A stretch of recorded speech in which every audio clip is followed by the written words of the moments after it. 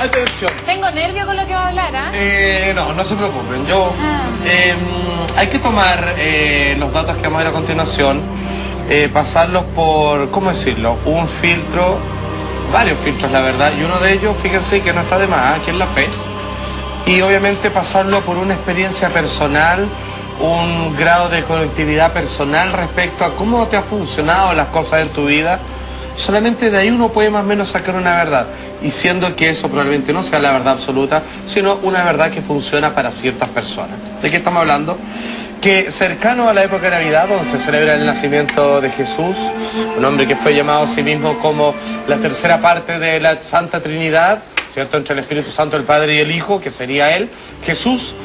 Hay algunas personas, y hay documentales muy enfáticos al respecto, que al tratar de buscar una solución, han golpeado muy duro en la fe de ciertas personas, le han quitado la seguridad de la alfombra de la creencia cristiana.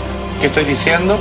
Que hay algunos que afirman que Jesús sería simplemente un instrumento inventado y no un personaje dentro de la historia real, verídico, sino que sería simplemente un símbolo que se salió de control y que finalmente hoy día está ubicado dentro de la línea del tiempo de la raza humana, pero que finalmente siempre era un simple condicionante o símbolo que terminó cobrando vida.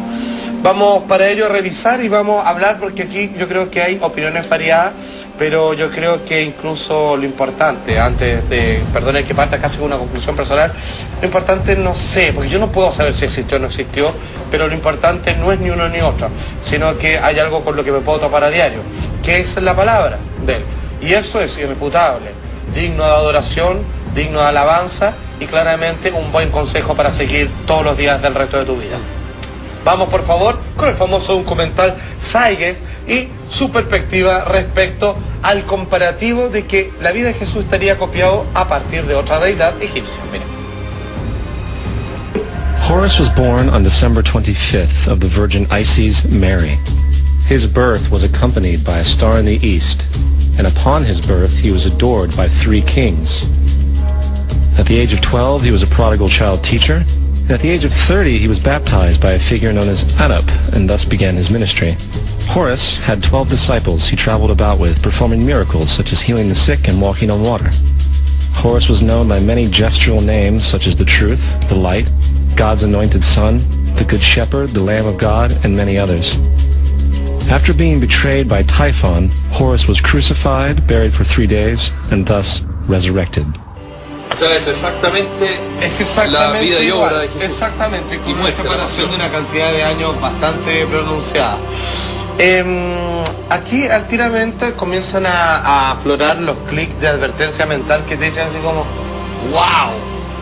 Si ese que está ahí nació bajo las mismas condiciones y nació mucho antes, y que incluso nació dentro de un panteón de deidades donde Horus es uno entre varios dioses más encima, o sea, ni siquiera era monoteísta con la creencia de un solo dios, sino de varios, así como los galos, como los griegos, que tenían todo un panteón de dioses, o como el hinduismo, por ejemplo.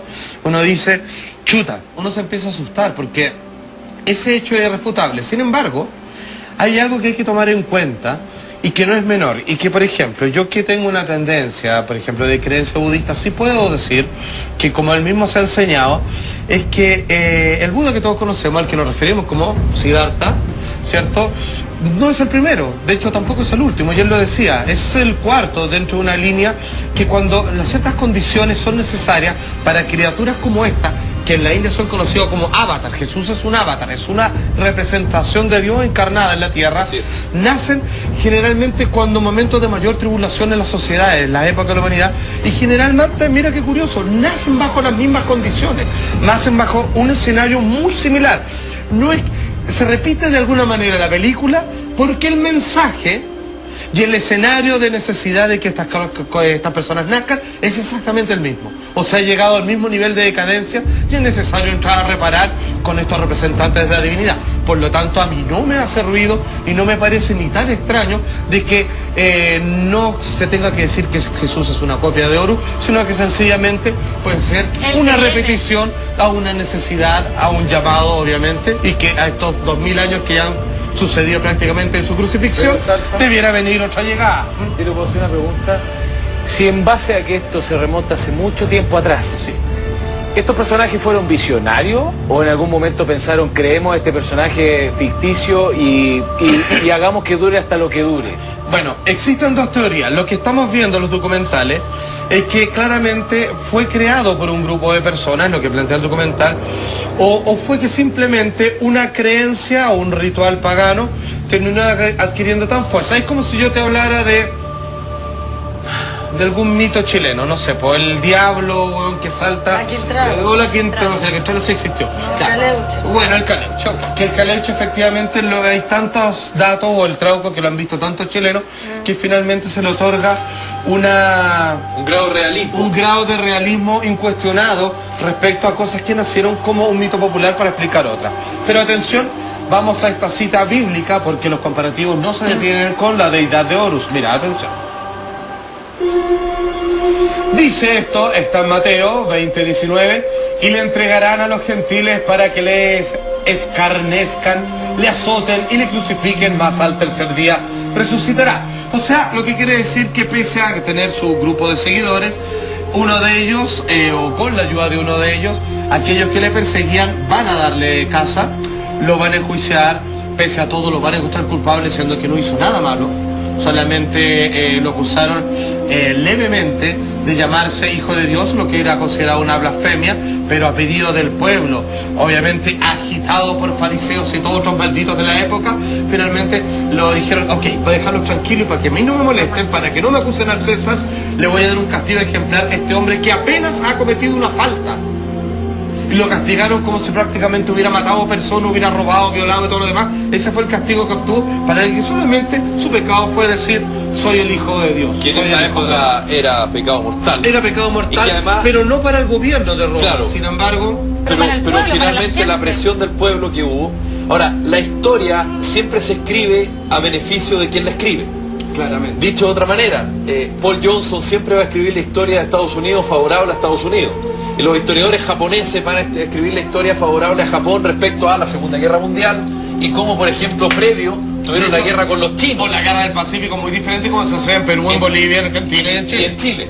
Entonces, dicho en simple, al final la Iglesia Católica siempre va a sacar beneficio y provecho de la figura de Jesús porque le hace sentido.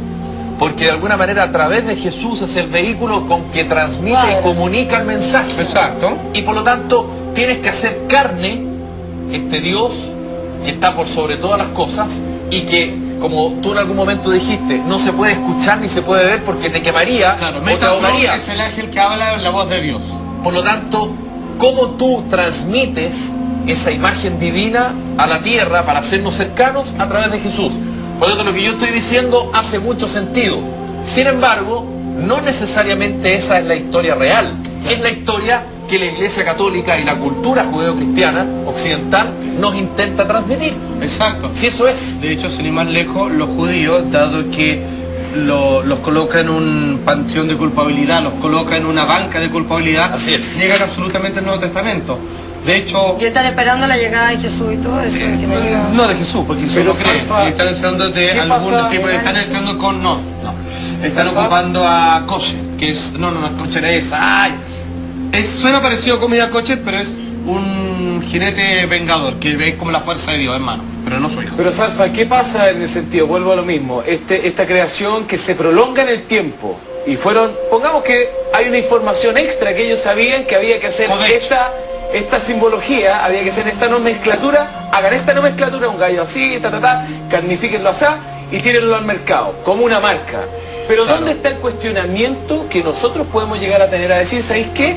Realmente al pasar de los tiempos, la gente se ha ido cuestionando, pero igual hay algo que se llama fe, que ha prevalecido también, que es algo muy emocional del alma.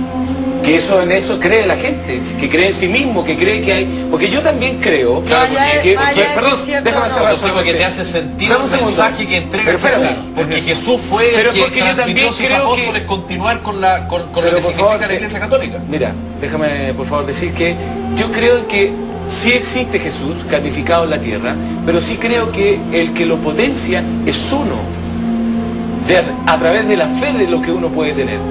Desde un buen obrar, desde un buen cuestionamiento de lo que tú te podías hacer. Es una cosa de sentir, no solamente que aparezca una cara nomás. Fíjate que, por ejemplo, estamos viendo la imagen, Jesús de Nazaret de Franco Sefirelli. Bueno, ese Jesús ya está establecido a través de La pintura investigaciones, claro. investigaciones científicas. Se ha establecido que esa imagen de Jesús que siempre nos intentaron vender, y cuando digo nos intentaron vender me incluyo como católico, apostólico, romano, practicante que soy, bueno, físicamente no tenía nada que ver con el Jesús real.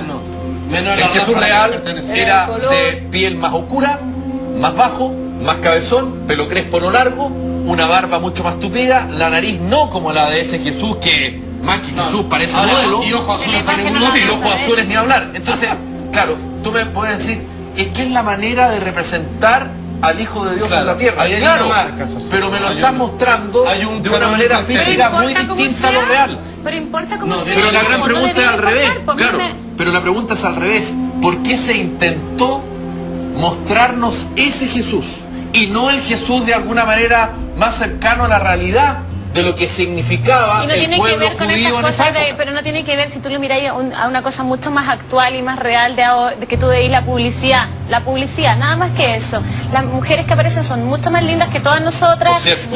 todo es distinto Claro, a la tiene toda la realidad. razón. Entonces a mí me parece Solo que tiene, estético. claro, entonces tú decís, no tiene que ver el nariz ni el pelo. Claro, Entonces a mí pero me es parece que- que es tiene que que hay un ver dato con la importante. fe, tiene que ver con lo que Pero yo por eso. creo. A mí me importa si era rubio, si pero era lo que tú dices moreno. no es menos porque sabéis que ahí